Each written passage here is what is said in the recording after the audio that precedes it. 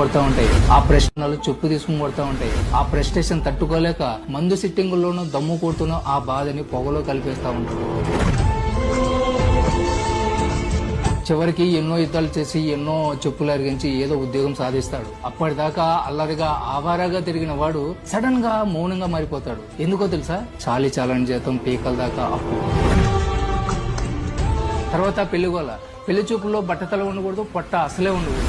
6 నెలలు కష్టపడి పొట్ట తగ్గించి పెళ్లి చూపులకు వెళ్తే నీ ఆస్తి ఎంత, నీ జీతం ఎంత, నీ కులం ఏంటి, ఇదే కదా వాళ్ళు అడిగేది.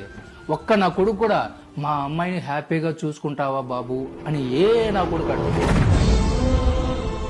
చివరికి అవన్నీ భరిస్తాడు. పెళ్లి పెట్లు కూడా ఎక్కుతాడు, తాళి కూడా కడతాడు. ఫోటోలో చూడు, వాడు బాగా నవ్వుతా ఉంటాడు. కానీ వాడి వెనక ఆ నవ్వు కోసం చేసిన లక్షల అప్పులు విక్రిస్తా ఉంటాడు. ఇంట్లో ఒకవైపు అమ్మ, ఇటువైపు భార్య, ఇద్దరి మధ్య నలిగిపోయే గంధపు చెక్కవాడు. ఎవరికి చెప్పుకోలేడు, ఏడవలేడు. అమ్మ మాట వింటే అమ్మ కూర్చో అంటారు, పెళ్ళం మాట వింటే పెళ్ళం చాటున మగాడు అంటారు. ఇద్దరికి నచ్చ చెప్పలేక, ఎవరికి చెప్పుకోలేక పిసికేసిన నిమ్మకాయలా పిప్పైపోతా ఉంటాడు. కానీ బయటకు మాత్రం ఐఎమ్ ఫైన్ అని నవ్వాలి, తప్పదు. అందరూ అంటారు మగాడికి కన్నీళ్లు రావు అని. తప్పు.